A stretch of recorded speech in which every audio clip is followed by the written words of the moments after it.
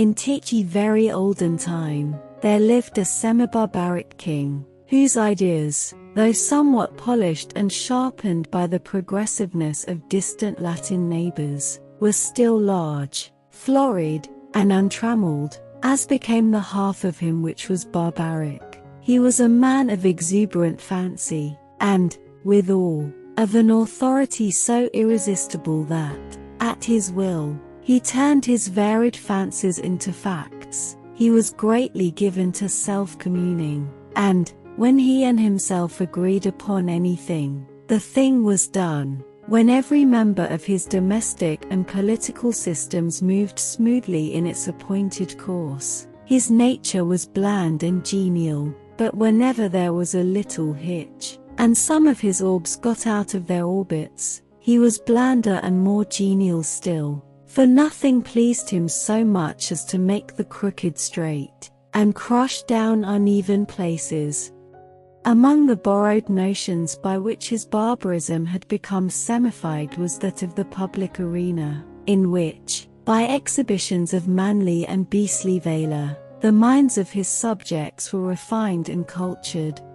But even here the exuberant and barbaric fancy asserted itself. The arena of the king was built, not to give the people an opportunity of hearing the rhapsodies of dying gladiators, nor to enable them to view the inevitable conclusion of a conflict between religious opinions and hungry jaws, but for purposes far better adapted to widen and develop the mental energies of the people. This vast amphitheater, with its encircling galleries, its mysterious vaults, and its unseen passages, was an agent of poetic justice, in which crime was punished, or virtue rewarded, by the decrees of an impartial and incorruptible chance. When a subject was accused of a crime of sufficient importance to interest the king, public notice was given that on an appointed day the fate of the accused person would be decided in the king's arena, a structure which well deserved its name, for, although its form and plan were borrowed from afar, its purpose emanated solely from the brain of this man, who, every barleycorn a king, knew no tradition to which he owed more allegiance than pleased his fancy, and who engrafted on every adopted form of human thought and action the rich growth of his barbaric idealism. When all the people had assembled in the galleries, and the king, surrounded by his court, sat high up on his throne of royal state on one side of the arena, he gave a signal, a door beneath him opened, and the accused subject stepped out into the amphitheater. Directly opposite him, on the other side of the enclosed space, were two doors, exactly alike and side by side. It was the duty and the privilege of the person on trial to walk directly to these doors and open one of them. He could open either door he pleased. He was subject to no guidance or influence but that of the aforementioned impartial and incorruptible chance. If he opened the one, there came out of it a hungry tiger, the fiercest and most cruel that could be procured, which immediately sprang upon him, and tore him to pieces, as a punishment for his guilt. The moment that the case of the criminal was thus decided, doleful iron bells were clanged, great wails went up from the hired mourners posted on the outer rim of the arena, and the vast audience, with bowed heads and downcast hearts, wended slowly their homeward way, mourning greatly that one so young and fair, or so old and respected, should have merited so dire a fate. But, if the accused person opened the other door, there came forth from it a lady, the most suitable to his years and station that his majesty could select among his fair subjects, and to this lady he was immediately married, as a reward of his innocence. It mattered not that he might already possess a wife and family, or that his affections might be engaged upon an object of his own selection.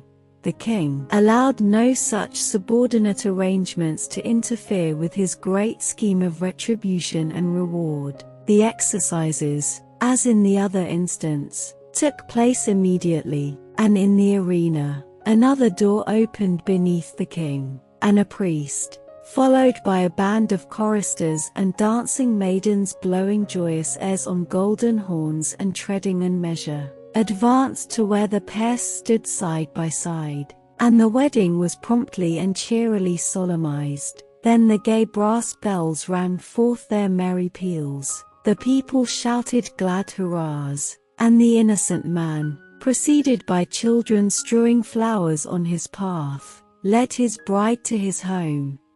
This was the king's semi-barbaric method of administering justice. Its perfect fairness is obvious. The criminal could not know out of which door would come the lady.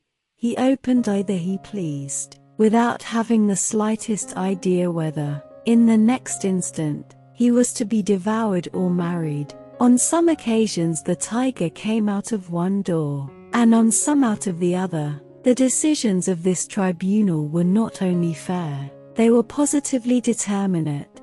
The accused person was instantly punished if he found himself guilty, and, if innocent, he was rewarded on the spot, whether he liked it or not. There was no escape from the judgments or the king's arena.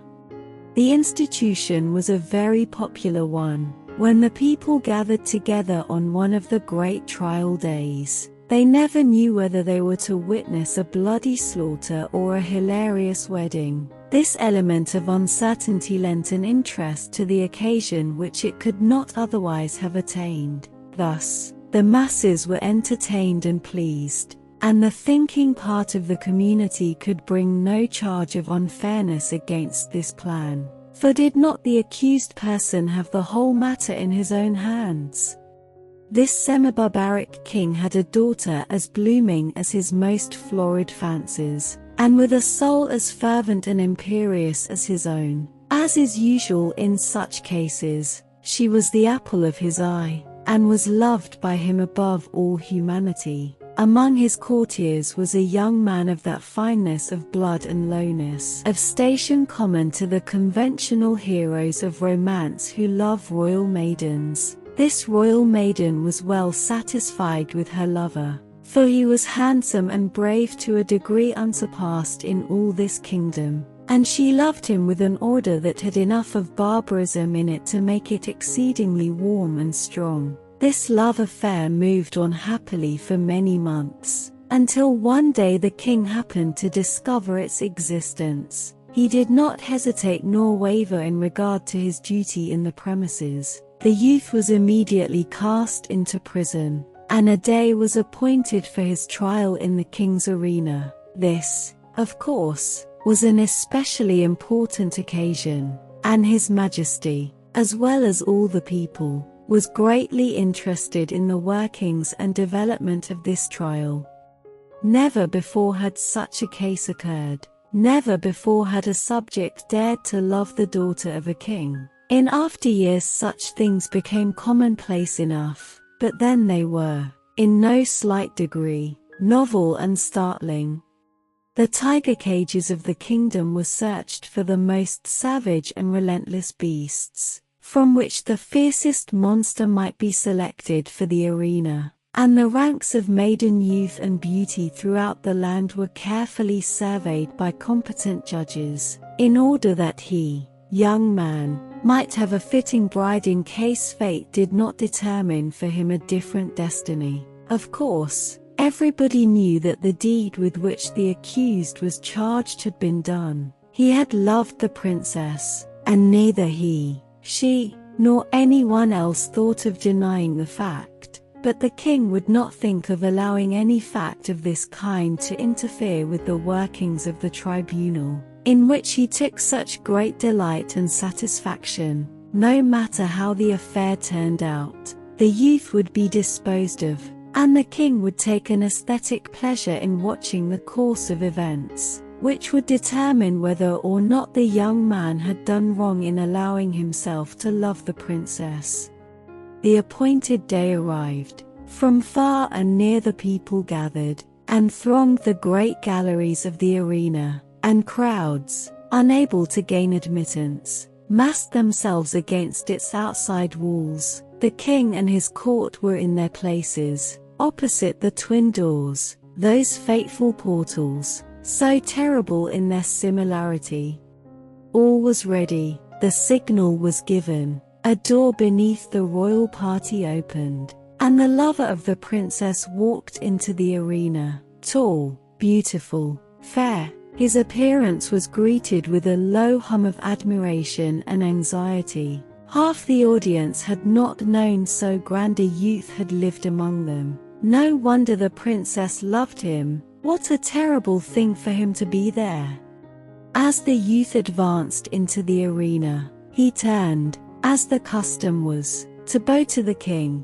But he did not think at all of that royal personage. His eyes were fixed upon the princess, who sat to the right of her father. Had it not been for the moiety of barbarism in her nature, it is probable that Lady would not have been there. But her intense and fervid soul would not allow her to be absent on an occasion in which she was so terribly interested. From the moment that the decree had gone forth, that her lover should decide his fate in the king's arena, she had thought of nothing, night or day, but this great event and the various subjects connected with it, possessed of more power, influence, and force of character than anyone who had ever before been interested in such a case. She had done what no other person had done. She had possessed herself of the secret of the doors. She knew in which of the two rooms, that lay behind those doors, stood the cage of the tiger,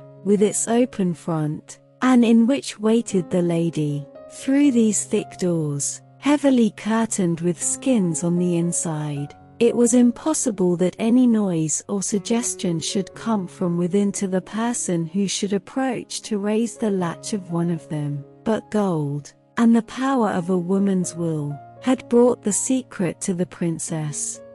And not only did she know in which room stood the lady ready to emerge, all blushing and radiant, should her door be opened, but she knew who the lady was. It was one of the fairest and loveliest of the damsels of the court who had been selected as the reward of the accused youth, should he be proved innocent of the crime of aspiring to one so far above him. And the princess hated her. Often had she seen, or imagined that she had seen, this fair creature throwing glances of admiration upon the person of her lover, and sometimes she thought these glances were perceived and even returned. Now and then she had seen them talking together. It was but for a moment or two, but much can be said in a brief space. It may have been on most unimportant topics, but how could she know that?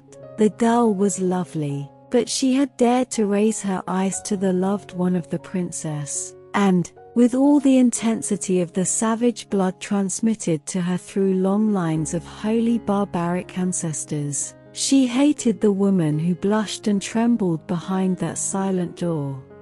When her lover turned and looked at her, and his eye met hers as she sat there paler and whiter than anyone in the vast ocean of anxious faces about her, he saw, by that power of quick perception which is given to those whose souls are one, that she knew behind which door crouched the tiger, and behind which stood the lady. He had expected her to know it. He understood her nature, and his soul was assured that she would never rest until she had made plain to herself this thing, hidden to all other lookers-on, even to the king. The only hope for the youth in which there was any element of certainty was based upon the success of the princess in discovering this mystery, and the moment he looked upon her, he saw she had succeeded, as in his soul he knew she would succeed.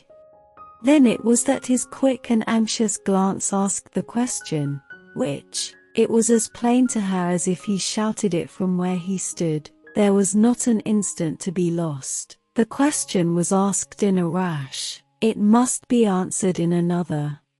Her right arm lay on the cushioned parapet before her. She raised her hand, and made a slight, quick movement toward the right. No one but her lover saw her. Every eye but his was fixed on the man in the arena. He turned, and, with a firm and rapid step he walked across the empty space. Every heart stopped beating, every breath was held, every eye was fixed immovably upon that man. Without the slightest hesitation, he went to the door on the right, and opened it. Now, the point of the story is this. Did the tiger come out of that door, or did the lady? The more we reflect upon this question, the harder it is to answer. It involves a study of the human heart which leads us through devious mazes of passion, out of which it is difficult to find our way. Think of it, fair reader, not as if the decision of the question depended upon yourself, but upon that hot-blooded, semi-barbaric princess, her soul at a white heat beneath the combined fires of despair and jealousy. She had lost him, but who should have him? How often, in her waking hours and in her dreams, had she started in wild horror, and covered her face with her hands, as she thought of her lover opening the door on the other side of which waited the cruel fangs of the tiger. But how much oftener had she seen him at the other door? How in her grievous reveries had she gnashed her teeth, and torn her hair, when she saw his start of rapturous delight as he opened the door of the lady? How her soul had burned in agony when she had seen him rush to meet that woman, with her flushing cheek and sparkling eve of triumph, when she had seen him lead her forth, his whole frame kindled with the joy of recovered life, when she had heard the glad shouts from the multitude, and the wild ringing of the happy bells, when she had seen the priest, with his joyous followers, advance to the couple, and make them man and wife before her very eyes, and when she had seen them walk away together upon their path of flowers, followed by the tremendous shouts of the hilarious multitude, in which her one despairing shriek was lost and drowned. Would it not be better for him to die at once, and go to wait for her in the blessed regions of semi-barbaric futurity? And yet, that awful tiger, those shrieks, that blood. Her decision had been indicated in an instant, but it had been made after days and nights of anguished deliberation. She had known she would be asked. She had decided what she would answer, and, without the slightest hesitation, she had moved her hand to the right. The question of her decision is one not to be lightly considered, and it is not for me to presume to set myself up as the one person able to answer it, and so I leave it with all of you. Which came out of the open door, the lady, or the tiger?